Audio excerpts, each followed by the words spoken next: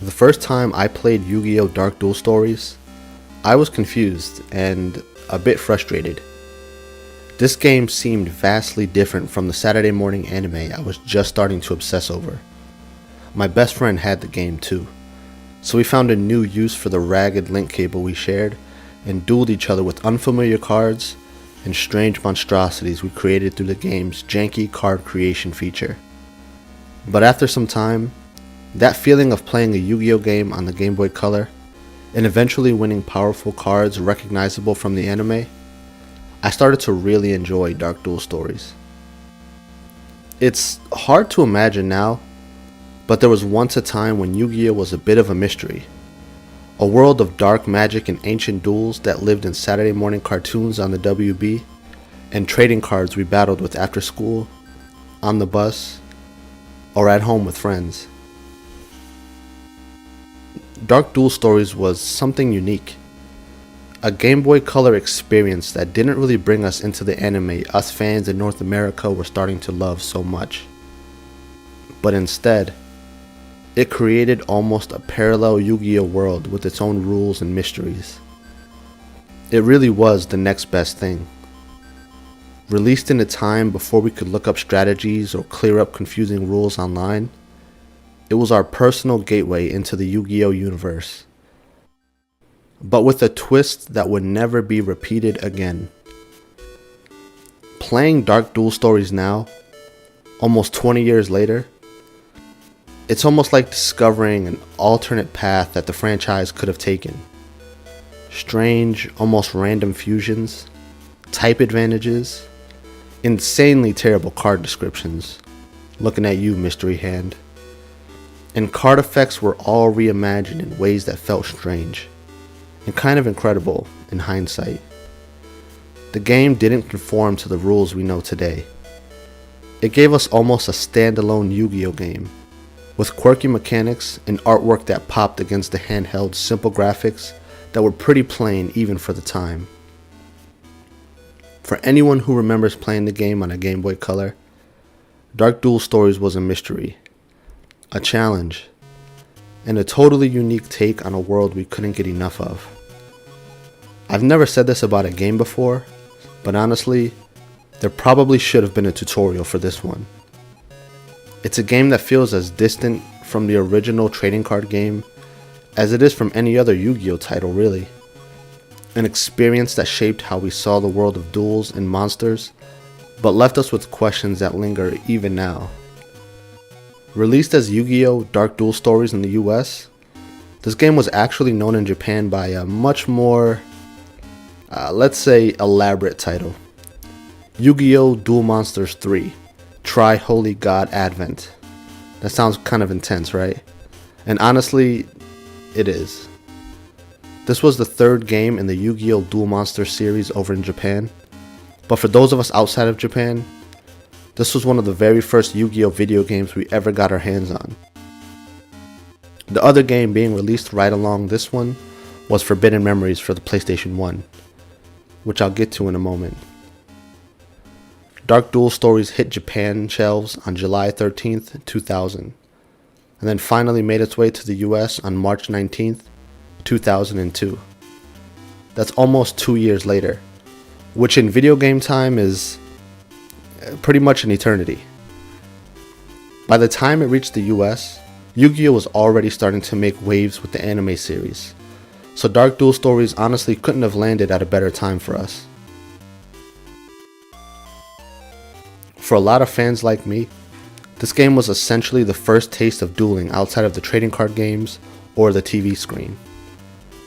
And unlike some of the Yu-Gi-Oh! Games that came later, Dark Duel Stories wasn't just about winning a match or completing a campaign. It had some unique features and quirks, like trading and battling with other players using a link cable. Now, just think about that for a second, because I know that hearing that you're like, well, that's how all gamers played together on the Game Boy back then. In an age before wireless connections, before any sort of online play, this game was pushing for that real world connection. I started playing Pokemon early, so I was used to this, but for others, I'm sure it was something pretty magical. You'd be sitting next to your friend, physically linking your Game Boys, decked out with your best cards. Of course, later games had this feature, but this was the first time a Yu-Gi-Oh video game had these features, and it was honestly pretty cool. After Yu-Gi-Oh! Dark Duel Stories on the Game Boy Color, the Yu-Gi-Oh! Franchise took a leap on the PlayStation with Yu-Gi-Oh! Forbidden Memories. The difference between the two games goes deeper than just the graphical upgrades. It's almost as if they belonged to different Yu-Gi-Oh! Worlds. While Dark Duel Stories introduced players to the basics of dueling, even if the rules were wonky and different, Forbidden Memories transformed the card game into a different experience entirely, adding a blend of RPG elements and lore that extended beyond the simple mechanics of dueling. One of the biggest differences in Forbidden Memories was the emphasis on ancient Egyptian mythology, which the console's more robust graphics helped bring to life. The game told a story of ancient pharaohs and mystical battles, setting it apart from Dark Duel Stories in both tone and ambition.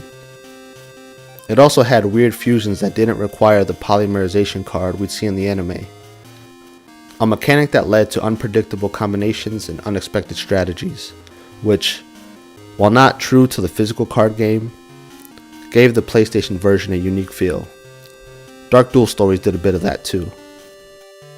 But while Forbidden Memories was building its own mythos, the franchise continued on Game Boy Advance with Yu-Gi-Oh! The Eternal Duelist Soul.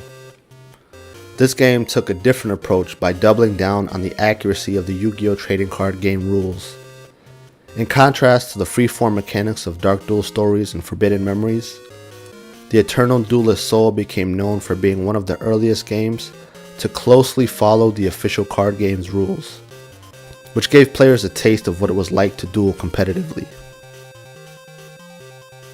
Each of these games offered something unique for fans. Dark Duel Stories was a straightforward entry point with simplified mechanics and graphics.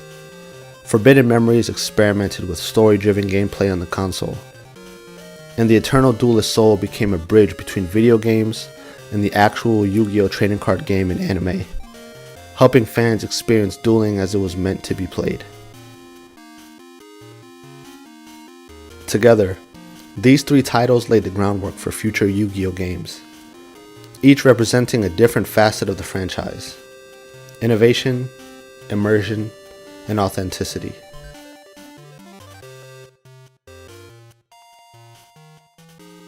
In my opinion, Dark Duel Stories was an early attempt to bring that feeling of having a real duel, a face-to-face battle, to a digital space. And let's be honest, it was a little rough around the edges, sure, but there was ambition there. It was this fascinating outlier, a game that felt classic, old school, but was trying to push the envelope at the same time. It got some things right. As bad as it might have been, I personally loved the art of Dark Duel Stories. The game has this wonderfully wonky aesthetic that's a bit rough and vibrant. When you look at the cards, they're not as polished as we see in today's Yu-Gi-Oh! Games, but they have this charm that pops on the screen, especially because the rest of the game, as far as the battlefield and even the menus, were pretty simple and minimalistic. During duels, for instance, you're working against this flat, color-blocked background with no real distractions. The simplicity of it actually makes the cards feel like they're glowing on the Game Boy Color's tiny, unlit screen.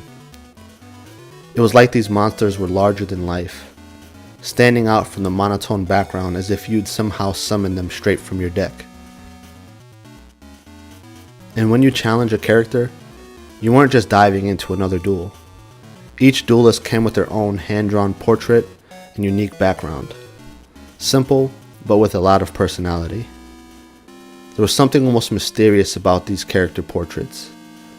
They reminded you that you were up against someone new, with their own strengths and playstyle. It gave each battle an individual feel that's rare for a game of that era, especially on a handheld system like the Game Boy Color. These details really set the tone for each duel, making even a basic duel feel like it had this weight behind it, like it was a clash of personalities just as much as it was a card game. Another thing that I think the game really nailed, even with the limitations of the Game Boy Color, was the music.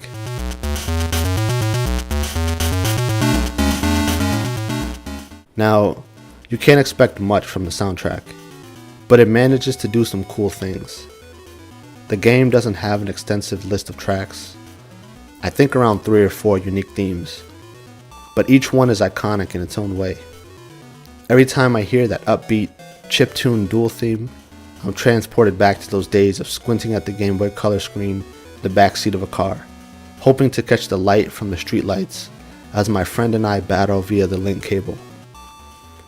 That theme wasn't just the background noise, it was the heartbeat of each battle, keeping the stakes high even if the music itself was as simplistic as possible. I did a little bit of research, and the Game Boy Color had only 4 sound channels to work with. So the music is composed of these crunchy, mono beats and melodies that some today might find limited or boring. But that's part of what gives it its power, I guess. It's not trying to be grand. Far from it, in fact. It's working with just enough sound to set the scene and keep you engaged without overdoing it. It's like, for as repetitive as it might be, the music works as a reminder that you're locked into this strange dual world. And honestly, if they tried to do more with it, it might not have stuck with us as much. Sometimes a little jankiness has a sort of charm. When this game was released in 2002, YuGiOh was right up there with Pokemon. And if you loved YuGiOh, you didn't care if the game was weird. You played it because it was YuGiOh. This game was a chance to be a part of the YuGiOh universe. For all its quirks and limitations, that's what this game did best. It gave us a way to feel like we were dueling right alongside Yugi and battling the characters we knew from the anime, like Kaiba, Tristan, Joey, Weevil.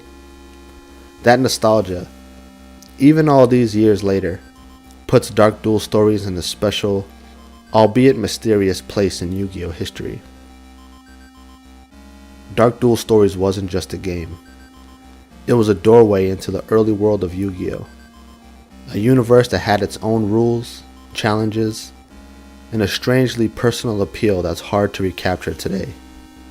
It wasn't perfect by any means, but for those of us who played it, it was a game we'll never quite forget.